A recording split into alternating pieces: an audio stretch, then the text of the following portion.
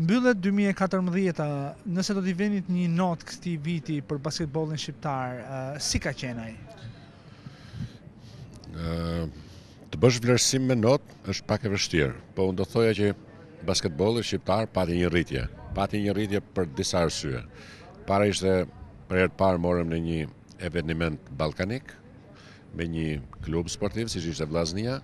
Për herë të parë morëm vendimin që të marrim pjesë me 5 ekipe kombëtare në kompeticionet e vitit 2015 dhe do thoja që për herë të parë pati një lëvizje të gjerë basketbollistike në gjithë Shqipërinë. Impenjimi ka qenë më i lartë, përgjegjësia ka qenë më e madhe, basketbolli them që ka një ngritje. Ajo ngritje kuptohet që është ngritje në nivelin e Shqipërisë. Folet për ligën ballkanike, pavarësisht rezultateve, ka mësuar Vllaznia dhe basketbolli shqiptar nga kjo vrimtari? Ajo që do thoja unë është që ne po përpiqemi të vijmë tek ajo pjesë e rëndësishme që klubet shqiptare të ballafaqohen me klubet ballkanike. Do të thotë ballafaqohen me ekipet më të mira europiane. Kjo do bëjë që kushdo që të merret në basketboll të ketë një maje ku do arrijë. Pra do jetë pjesë e klubeve në të cilët do ndeshet me ekipet ballkanike dhe unë uroj që vitin e ardhshëm le të marrim pjesë me 2 ekipe, që të jetë një në Tiranë dhe një në Shkodër, ndoshta, ose në një qytet tjetër dhe të kemi një kompeticion më të gjerë. Siç ka Kosova 2 ekipe, Sigal, Prishtina dhe Peja, edhe Shqipëria do ketë besoj 2 ekipe dhe ndoshta do ketë edhe një garë më të gjerë dhe më të rëndësishme në basketbollin shqiptar. Kjo do bëjë të mundur që edhe shumë ekipe të huaja të vinë në Shqipëri, të ballafaqohen me ekipet shqiptare dhe të kuptojmë se ku ndodhemi, në çfarë niveli, me qëllim që më pas të kemi edhe ekipe kombëtare në nivel dhe standardin e kërkuar nga basketbolli evropian.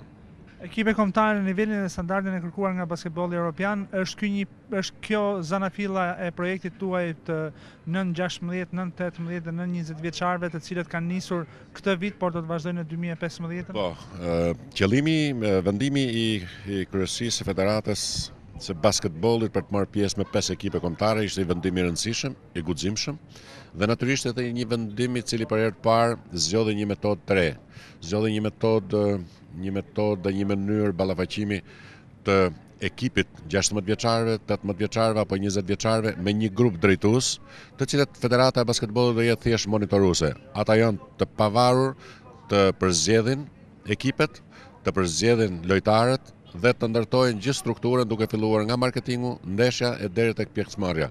Do thoja që është një veprim i rëndësishëm dhe i guximshëm. Tu do kemi edhe ballafaqimin e vlerave të drejtuesve të këtyre ekipeve, të cilët tashmë normalisht do të jenë 25 veta dhe 5 trajnerë së bashku me ekipin e tyre menaxhues për të përzgjedhur, për të marketuar dhe për të marrë pjesë në kompeticion. Tani çfarë do të jetë më tutje? Natyrisht që ky do të jetë një zinxhir i vazhdueshëm dhe unë mendoj që Shqipëria nuk do të tërhiqet nga këtë lloj kompeticionesh gjatë gjithë kohës. Në qoftë se njëri nga këto drejtues të U16-s, 18-s apo 20-s, femra dhe meshkuj, do paraqitet dovet, atëherë do të zëvendësohet me një grupim tjetër, të cilin mendoj dhe uroj që asnjëri nga këta mos të tërhiqet, por të jetë dhe të përfaqësohet drejtësisht në kompeticionet europiane në korrik gusht të vitit 2015. Dhe e fundit, jeni një nga njerëzit më këmbgulës në të drejtim, apo funksionon basketbolli shqiptar edhe si biznes, pra apo përshtaten klubet në atë që ju keni 2-3 vjet që e kërkoni, sa afër jeni objektivit tuaj? Ky është çelësi i basketbollit dhe çdo lloj sporti. Vazhdojmë akoma ta konceptojmë sportin dhe basketbollin natyrisht si një lëvizje masive, por në fakt ajo sporti është masivitet, sepse gjithkush ka dëshirë të merret në sport, por sporti elitar është sporti i biznesit, është mbështetje, është promovim, është biznes, ashtu siç është në gjithë botën.